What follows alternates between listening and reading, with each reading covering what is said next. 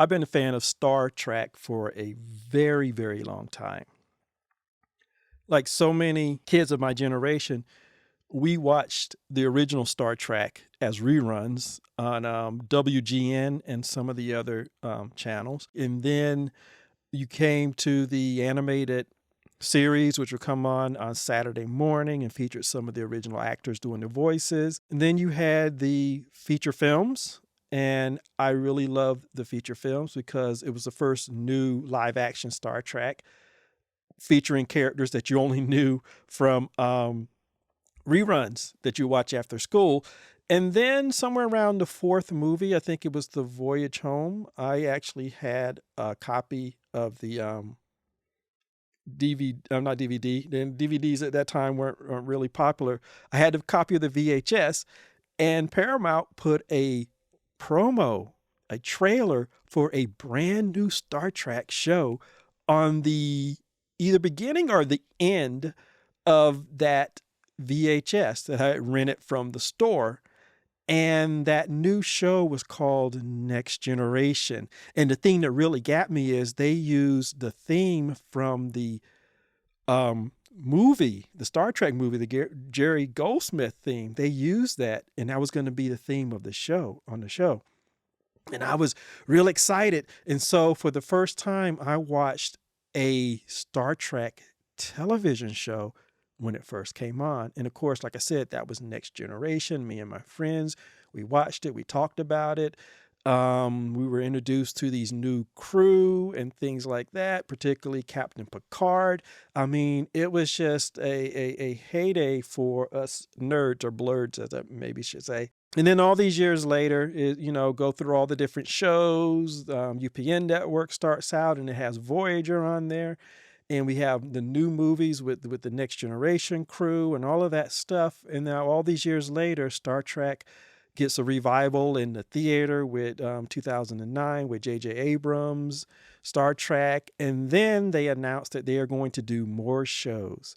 And one of the shows that I really looked forward to, now I did watch Discovery and things like that, and, good and bad. But when they announced Picard, I said, okay, that's the one I kind of remember or grew up with more. And then I watched the first season of Picard, and it was okay. And there were a lot of things that I didn't like, and there were some things that didn't make any sense.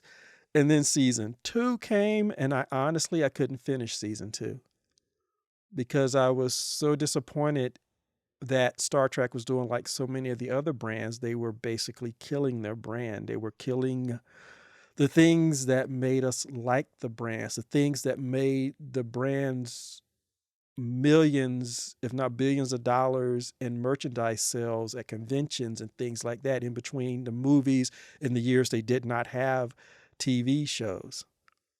And then I tapped out. I canceled my Paramount subscription and I was done. I didn't even finish Picard season 2. I was done.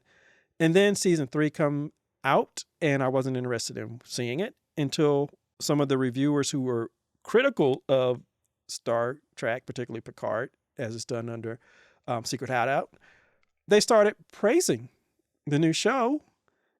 And I said, huh. So I checked it out and I loved season 3 of Picard.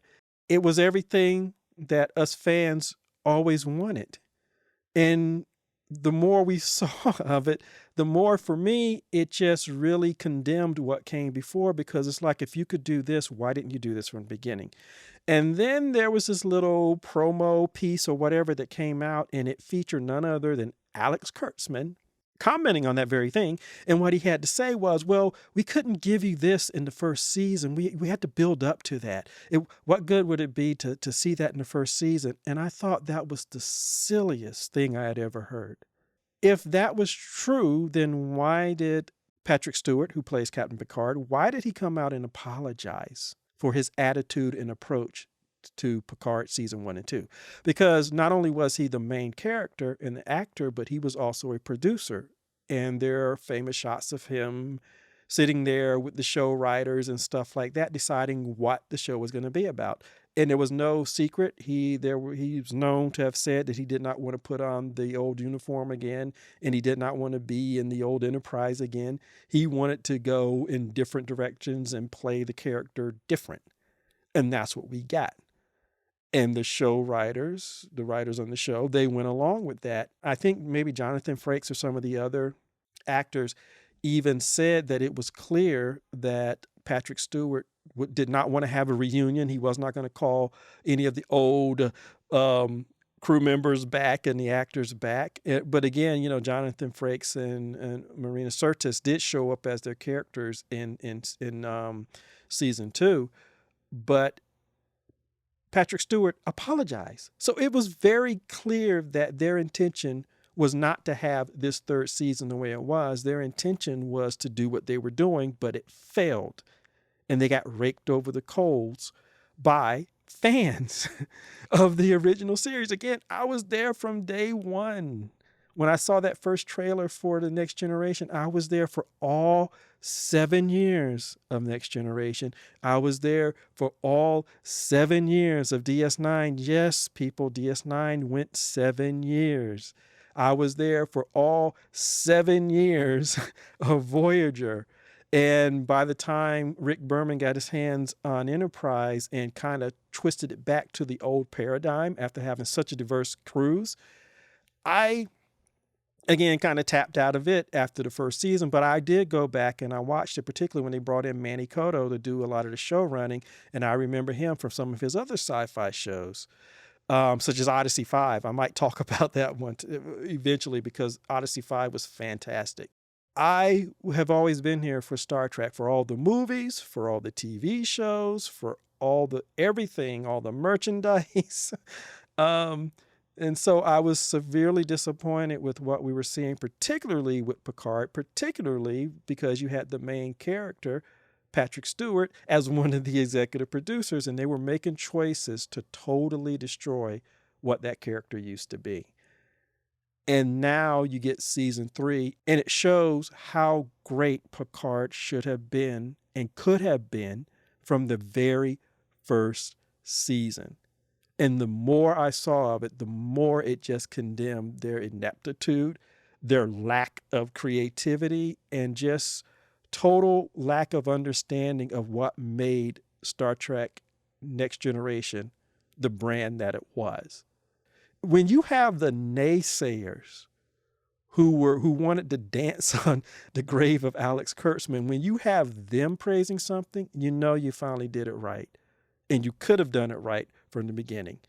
And that statement by Alex Kurtzman that we couldn't give you that in the first season was baloney. And at least Patrick Stewart had the decency to apologize because he admitted that they were wrong in what they were trying to do.